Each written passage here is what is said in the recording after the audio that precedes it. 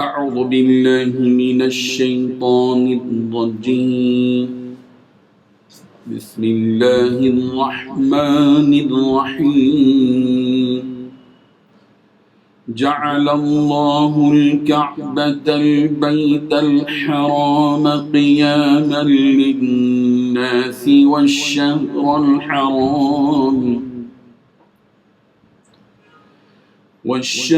الحرام والهدي والقلائد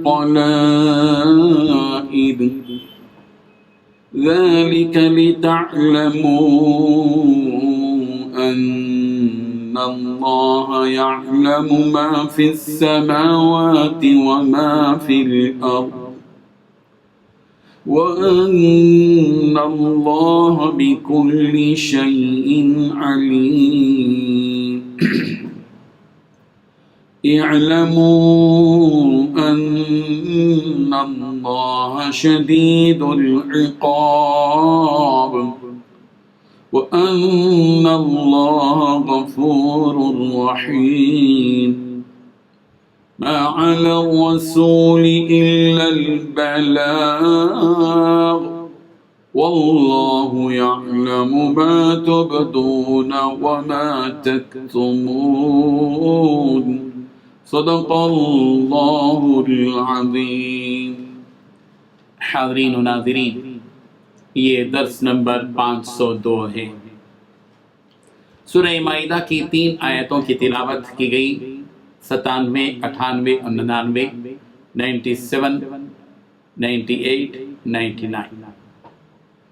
لفظی ترجمہ دیکھیے، جعل اللہ، اللہ نے بنایا ہے، الکعبۃ، کعبے کو، البیت، جو گھر ہے، الحرام، حرمت والا، قیاماً، قیام کا سبب، للناس، لوگوں کے لیے، والشہر الحرام، اور حرمت والے مہینوں کو، والہدیہ، اور حرم والی قربانی کو، والقلائد، اور پٹوں والے جانوروں کو، ذالک، یہ، لتعلموا، اس لیے کہ تم جان لو، ان اللہ، کہ یقیناً اللہ، یعلم، جانتا ہے، ما، جو کچھ کے فی السماوات، آسمانوں میں ہیں، وما، اور جو کچھ کے فی الارض، زمین میں ہیں، وان اللہ، اور بے شک اللہ، بکل شیء، ہر چیز کو، علیم، خوب جاننے والا ہے۔ یعلم، جان لو کہ ان اللہ، کہ بے شک اللہ، شدید العقاب، سخت سزا دینے والا ہے، وان اللہ، اور بے شک اللہ، غفور، بہت بخشنے والا، رحیم، نہایت رحم کرنے والا ہے۔ ما علی الرسول، رسول پر نہیں ہے، الا مگر، البلاغ، تبلیغ، یعنی پہنچا دینا ہے، واللہ، اور اللہ، یعلم، جانتا ہے، ما، جو تبدون، تم ظاہر کرتے ہو، وما، اور جو کچھ کہ تکتمون، تم چھپاتے ہو۔ ترجمہ یوں ہے، اللہ نے عزت کے گھر یعنی کعبے کو لوگوں کے لیے موجب قیام بنایا ہے، اور عزت کے مہینے کو، اور قربانی کے جانور کو، اور ان جانوروں کو جن کے گلے میں پٹے بندھے ہوں، یہ اس لیے کہ تم جان لو کہ جو کچھ آسمانوں میں اور جو کچھ زمین میں ہے، اللہ سب کو جانتا ہے، اور یہ کہ اللہ کو ہر چیز کا علم ہے۔ جان رکھو کہ اللہ سخت عذاب دینے والا ہے، اور یہ کہ اللہ بخشنے والا، مہربان بھی ہے۔ پیغمبر کے ذمے تو صرف پہنچا دینا ہے، اور جو کچھ تم ظاہر کرتے ہو اور جو کچھ تم مخفی رکھتے ہو، اللہ کو سب کچھ معلوم ہے۔ بزرگان محترم، ان 3 آیتوں میں اللہ تبارک و تعالیٰ نے 6 باتیں بتائی ہیں۔ پہلی بات، اللہ تعالیٰ نے کعبۃ اللہ کو، جو بڑی حرمت والا گھر ہے، لوگوں کے لیے قیام امن کا ذریعہ بنا دیا ہے۔ دوسری بات، اسی طرح حرمت والے مہینے، نذرانے کے جانوروں اور ان کے گلے میں پڑے ہوئے پٹوں کو بھی امن کا ذریعہ بنایا ہے۔ تیسری بات، تاکہ تمہیں معلوم ہو کہ آسمان اور زمین میں جو کچھ ہے، اللہ اسے خوب جانتا ہے، اور اللہ ہر بات سے پوری طرح باخبر ہے۔ چوتھی بات، یہ بات بھی جان لو کہ اللہ عذاب دینے میں سخت ہے، اور یہ بھی کہ اللہ بہت بخشنے والا، بڑا مہربان ہے۔ پانچویں بات، رسول پر سوائے تبلیغ کے اور کوئی ذمہ داری نہیں ہے۔ چھٹویں بات، اور جو کچھ تم علانیہ کرتے ہو اور جو کچھ چھپاتے ہو، اللہ ان سب باتوں کو جانتا ہے۔ کعبۃ اللہ وہ مقدس و محترم پاکیزہ گھر ہے جس کی نسبت زمین اور آسمان کے خالق اور مالک سے ہے۔ یہ اللہ تبارک و تعالیٰ کا محترم اور نورانی گھر ہے جس کو کعبۃ اللہ الحرام کہا گیا۔ جعل اللہ الکعبۃ البیت الحرام، یہاں کعبۃ اللہ کے لیے 3 لفظ استعمال کیے، کعبہ، بیت اور حرام۔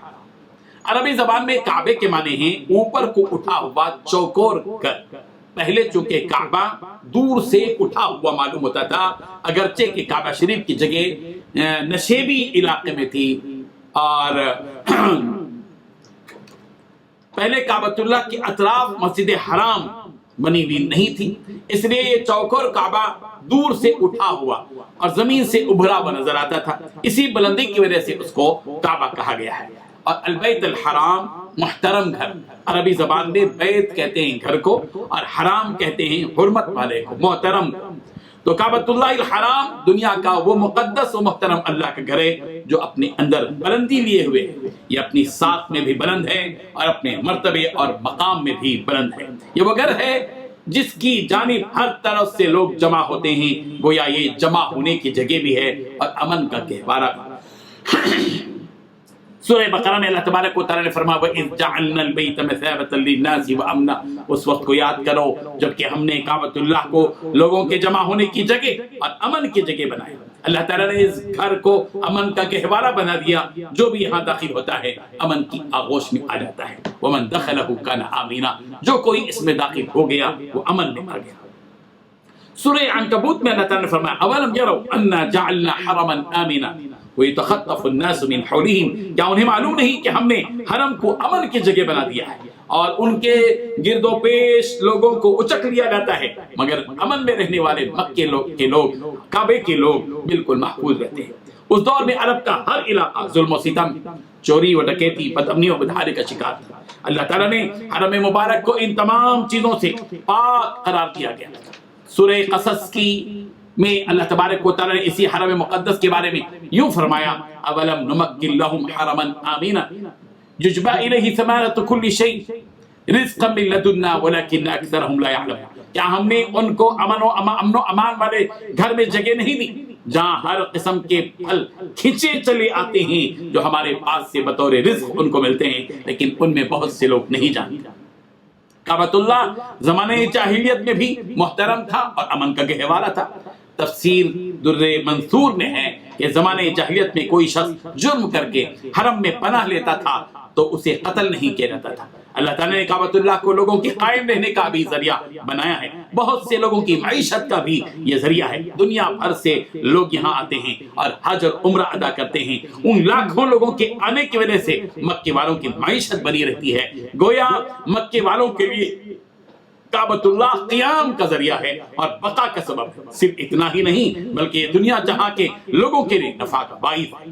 حج اور عمرے سے لاکھوں کروڑوں لوگوں کے روزگار جڑے ہوئے. اگر ہم اس کی گہرائی میں جائیں تو ہمیں یہ ضرور محسوس ہوگا کہ کعبۃ اللہ لوگوں کے قیام اور استحکام کا سبب ہے. کعبۃ اللہ سے منسوب بہت سی چیزیں بھی باعث احترام ہو جاتی ہیں. ہدی کا جانور یعنی وہ جانور جو حاجی حدود حرم میں ذبح کرتے ہیں، اسی طرح وہ جو پٹے جانوروں کے گلوں میں ڈالے جاتے ہیں، اور حج کے وہ محترم مہینے جن میں حج وغیرہ ہوتا ہے وہ سب حرمت والے ہیں، احترام کے قابل ہیں. یہاں رسول رحمت صلی اللہ علیہ وسلم کے بارے میں یہ بات بتائی گئی کہ ان علیک الا البلاغ، پیغمبر آپ کے اوپر تو صرف جو ہے تبلیغ کرنا ہے، بات کو، توحید کے پیغام کو، مقدس پیغام کو لوگوں تک پہنچا دینا ہے. قبول کرنا نہ کرنا یہ تو ظاہر بات ہے کہ ان کے ارادے پر منحصر ہے. جس نے آپ کے پیغام کو تسلیم کیا وہ اللہ تعالیٰ کی رحمت کا مستحق ہوگا، اور جس نے انکار کیا ظاہر بات ہے کہ وہ تو رب ذوالجلال کی رحمتوں سے بالکل محروم ہو جاتا ہے. اور یہ بات بھی ہے کہ اللہ تبارک و تعالیٰ بڑے انتقام والے بھی ہیں، وہ ذو القوت المتین بھی ہے، وہ جو چاہے کر سکتے ہیں. رب ذوالجلال ایک طرف ذو انتقام بھی ہیں، انتقام لینے والے بھی ہیں، شدید العقاب بھی ہیں، سخت عذاب دینے والے بھی ہیں. اس کی پکڑ بڑی زبردست پکڑ ہے، ان بطش ربک لشدید. لیکن اسی کے ساتھ ساتھ اللہ تبارک و تعالیٰ بڑے مہربان بھی ہیں، غفور بھی ہیں، رحیم بھی ہیں، معاف کرنے والے بھی ہیں، رحمان بھی ہیں، رحیم بھی ہیں. اللہ تبارک و تعالیٰ اپنے بندوں سے محبت اور اپنے مخلوق سے محبت کرنے والے ہیں. اللہ تبارک و تعالیٰ ہمیں ان حقیقتوں کو سمجھنے کی توفیق عطا فرمائے. وآخر دعوانا الحمدللہ. لا الہ الا اللہ.